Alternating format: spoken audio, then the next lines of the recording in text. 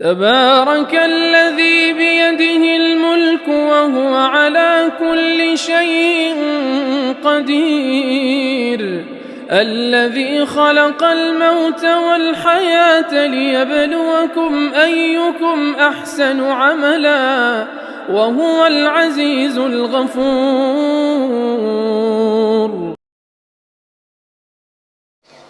السلام علیکم ورحمۃ اللہ. بسم اللہ الرحمن الرحیم.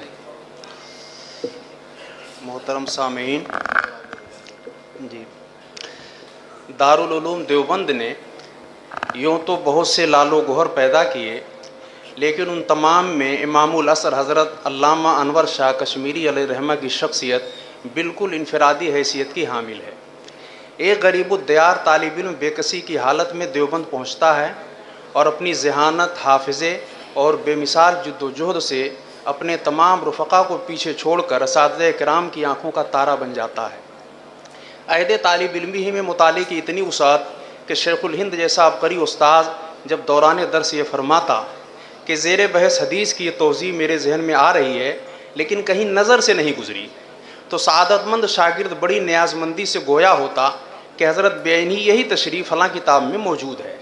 استاذ کی رگوں میں مسرت کی لہر دوڑ جاتی اور قلب دعائیہ جذبات سے لبریز ہو جاتا. اسی لیے جوہر شناس استاذ بعنوان ہجرت جب حجاز مقدس روانہ ہوا تو اپنی جانشینی کے لیے اس کی نگاہ انتخاب اسی عزیز شاگرد پر پڑی، اور پھر دنیا نے دیکھ لیا کہ یہ انتخاب کتنا برمحل، دور رس اور تاریخ ساز تھا. حضرت امام العصر کشمیری کا کمال علمی اتنا نمایاں اور ممتاز ہے کہ اپنوں نے تو انہیں سراہا ہی، دوسرے خطوں اور حلقوں کی مسلمہ اور عالمی شخصیات بھی ان کے جلال علم سے حیرت ناک طریقے پر متاثر رہیں، جیسے شیخ زاہد الکوثری، شیخ رشید رضا مصری، شیخ عبد الفتاح ابو غدہ شامی، شیخ مصطفیٰ صبری، علامہ علی یمنی وغیرہ وغیرہ. اور سب سے تعجب خیز بات یہ ہے کہ بر صغیر کا ایک فرقہ جو دیوبندیت کو بھی شرک کے مماثل قرار دیتا ہے اور رضاخانیت کی طرح اسے بھی علم و تحقیق بالخصوص علم حدیث سے تہی دامن باور کرانے میں کوئی کسر نہیں چھوڑتا، وہ بھی اس حقیقت کو تسلیم کرتا ہے کہ انور شاہ کشمیری ایک عظیم محدث ہے. کہنے والے نے صحیح کہا ہے، الفضل ما شہدت بہ الاعداء. میرے مقالے کا موضوع ہے حضرت امام العصر اور سلسلہ اسناد. مقالے میں اس پر قدر تفصیل سے روشنی ڈالی گئی ہے. یہاں فقط یہ عرض کرنا ہے کہ حضرت علامہ اپنے دیگر پہلوؤں کی طرح اس باب میں بھی خصوصی امتیاز کے حامل ہیں. مثلا معاصر اساتین علم میں آپ کے سندی سلسلے سب سے زیادہ ہیں، یعنی کل 4 ہیں.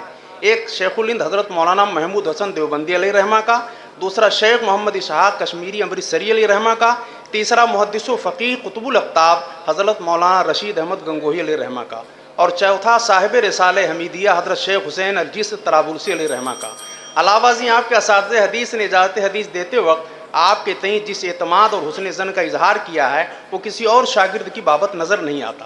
مثلا حضرت شیخ الہند علیہ رحمہ آپ کے حوالے سے تحریر فرماتے ہیں، فاحسبوا اہلا للعلوم قدوت یا فہما ثاقبا ورائا صائبا وطبیعتا ذکیتا واخلاقا رضیہ. اہل علم سمجھ سکتے ہیں کہ حضرت شیخ الہند جیسی ہستی کی طرف سے اس طرح کا اعتراف اپنے اندر کتنے معانی رکھتا ہے.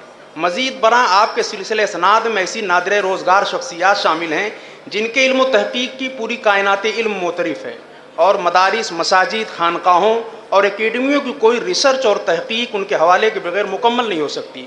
جیسے رسالہ حمیدیہ کے مصنف شیخ حسین الجیس طرابلسی، در مختار اور مراقل فلاح پر معروف زمانہ حواشی کے مصنف شیخ احمد تہتاوی مصری، فتاوی شامی کے مؤلف علامہ محمد امین ابن عابدین شامی، اور صاحب روح المعانی علامہ سید محمود آلوسی علیہ الرحمہ. یہ سب کچھ مل کر حضرت علامہ کے سلسلہ اسناد کو ایسا خاص بنا دیتا ہے کہ اس پر کچھ کہنے کی چندہ ضرورت نہیں ہے. وآخر دعوانا الحمدللہ رب العالمین.